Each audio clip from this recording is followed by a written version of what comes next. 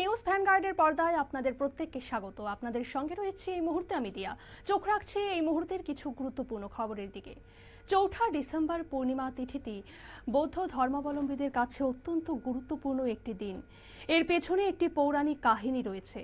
ভগবান বুদ্ধের মস্তক থেকে চুল কাটার পর সেটাকে নিক্ষেপ করা হয়, যা স্বর্গের উদ্দেশ্যে পাড়ি দেয়। পরবর্তী সময়ে ইন্দ্রদেবের প্রয়াসে স্বর্গের স্থান পায়। সেই দিনটিকে কেন্দ্র করেই গোটা বিশ্বের সাথে ধলাই জেলার মনু এলাকার মাধব মাস্টারপাড়াস্থিত মনুগাং বনবিহার ও ভাবনা সোসাইটির উদ্যোগে ৮৪,০০০ প্রদীপ প্রজ্বলন করা হয়।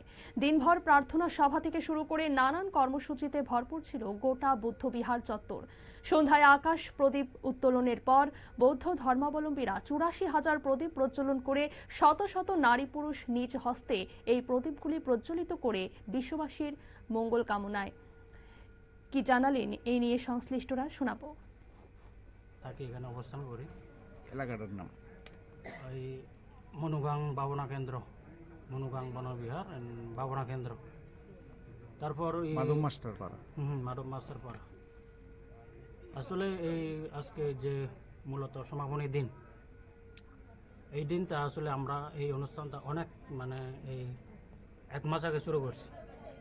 তো এটার উৎপত্তি হলো যে আমরা যেভাবে পাই আর কি, যখন এই বুদ্ধত্ব না হওয়ার আগে এই সিদ্ধার্থ অর্থাৎ বুদ্ধ যখন নাকি উনি 29 বছর বয়সে গৃহত্যাগ করতেছেন, তখন ওই নরঞ্জনা নদীর তীরে যখন তার রাজ পোশাক যখন খুলে তারপর ওই ওনার চুলগুলো ছুরি দিয়ে ছেদন করে আকাশের উপরে ছুঁড়ে মেরেছিলেন, তখন ওই তাপটিংস স্বর্গবতী দেবরাজ ইন্দ্র ওই হংসরূপী ধারণ করে তখন ওই চুলটা কি করে উনি দেবলোকে নিয়ে যান।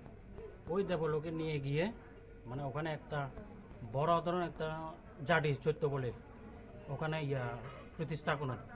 তো ওনার ওই যাদের লক্ষ্য উদ্দেশ্য করে আমরা এই 1 মাস ব্যাপী ওই চৈত্যর উদ্দেশ্যে আমরা পূজা করে থাকি। আপনারা শুনলেন সংশ্লিষ্টের পক্ষ থেকে বক্তব্য। তিনি জানালেন 1 মাস ব্যাপী আকাশ প্রদীপ প্রজ্বলনের সমাপনী দিনে এই অনুষ্ঠানের আয়োজন করা হয়। এর পেছনের কাহিনী অনুযায়ী গৌতম বুদ্ধ বুদ্ধত্ব অর্জন করার আগে অর্থাৎ সিদ্ধার্থ নাম যখন ছিল তখন 29 বছর বয়সে রাজপুত্র থাকাকালীন গৃহত্যাগী হন এবং নিরঞ্জনা নদীর তীরে গিয়ে সিংহাসন ত্যাগ করে একটি ছুরি দ্বারা নিজের চুল কেটে উপর দিকে ছুঁড়ে ফেলেন। তখন স্বর্গ থেকে ইন্দ্রদেব হংস বেশে এসে এই কেশগুলিকে নিয়ে যান এবং সেখানে বৌদ্ধ ধর্মাবলম্বীদের ভাষায় একটি জাতি প্রতিষ্ঠা করেন। তারপর থেকেই এই উৎসব পালিত হয়ে আসছে। নিয়ে নিচ্ছি ছোট্ট একটি বিজ্ঞাপন বিরতি, সঙ্গে থাকুন।